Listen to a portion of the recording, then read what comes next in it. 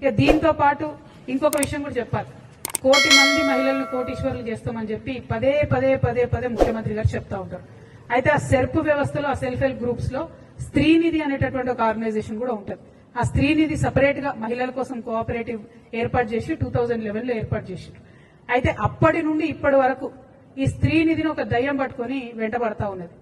దాదాపుగా 14 ఇయర్స్ నుంచి ఒకటే ఒక వ్యక్తి, ఆయన పేరేంటిదంటే జి విద్యాసాగర్ రెడ్డి.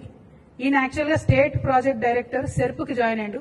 కానీ ఆయనే సెల్ఫ్ డిక్లేర్డ్ మేనేజింగ్ డైరెక్టర్ అయిపోతాడు. ఆయన మేనేజింగ్ డైరెక్టర్ గా 14 ఏళ్ల నుంచి కొనసాగుతుంది. 58 సంవత్సరాలు పైబడినటువంటి వ్యక్తిని కొనసాగించరాదని ఆర్బీఐ చెప్పినప్పటికీ కూడా ఆయన అట్లనే కొనసాగుతాడు. ఆయన ఎవరేమన్నారు. ఎందుకంటే ఎర్రవల్లి దయాకర్ రావు గారు అప్పుడు గ్రామీణ శాఖ మంత్రిగా ఉన్నప్పుడు, రూరల్ డెవలప్మెంట్ మినిస్టర్ ఉన్నప్పుడు డైరెక్ట్ గా ఎర్రవల్లి గారి ట్రస్ట్ కి సిఎస్ఆర్ ఫండ్స్, ఈ స్త్రీనిధి నుంచే సిఎస్ఆర్ ఫండ్స్ ఆయన ట్రాన్స్ఫర్ చేసి అప్పుడు బీఆర్ఎస్ గవర్నమెంట్ లో మేనేజ్ చేసుకున్నాడు. ఇప్పుడు కాంగ్రెస్ గవర్నమెంట్ లో కూడా అదే కొనసాగుతున్నది. కాంగ్రెస్ గవర్నమెంట్ లో కూడా అందరూ ఉద్యోగులు పదే పదే పదే కంప్లైంట్ చేస్తే కూడా ఒక ఎంక్వైరీ కమిషన్ వేసారు. దాని పేరేందంటే జీవో నంబర్ 523 ఎంక్వైరీ కమిషన్ వేసారు.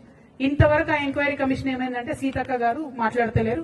నిన్న కూడా సీతక్క గారు ఈ విద్యాసాగర్ రెడ్డి అనేటువంటి పక్కన కూర్చోబెట్టుకొని మేము మహిళలు కోటీశ్వర్లు చేస్తామంటే ఈయన మింగుతున్నాడు అమ్మ పైసలన్నీ, ఈయన ఇబ్బంది పెడుతున్నాడు. అట్లా కాదు, దయచేసి ఆ వ్యక్తిని మొదలు తొలగించండి. ఎందుకంటే ఈయన ఏం చేస్తున్నాడంటే ఆయన మొత్తం ప్యానెల్ అందరినీ కూడా ఎగ్జిక్యూటివ్ డైరెక్టర్, ఈ డైరెక్టర్ అని చెప్పి లక్షలలో వాళ్ళకి జీతాలు ఇచ్చి ఎస్సీ, ఎస్టీ, బీసీ మహిళలందరినీ కూడా 737 మంది ఎంప్లాయీస్ ఉండే స్త్రీనిధిలో ఇప్పుడు 270 మంది మిగిలిరు.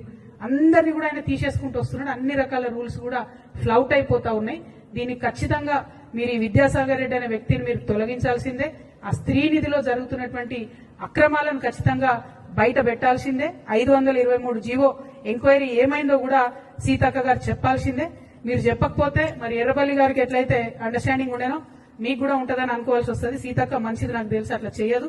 కాబట్టి తొందరగా విద్యాసాగర్ రెడ్డిని తొలగిస్తారని చెప్పి నేను మనస్ఫూర్తిగా నమ్ముతా ఉన్నాను.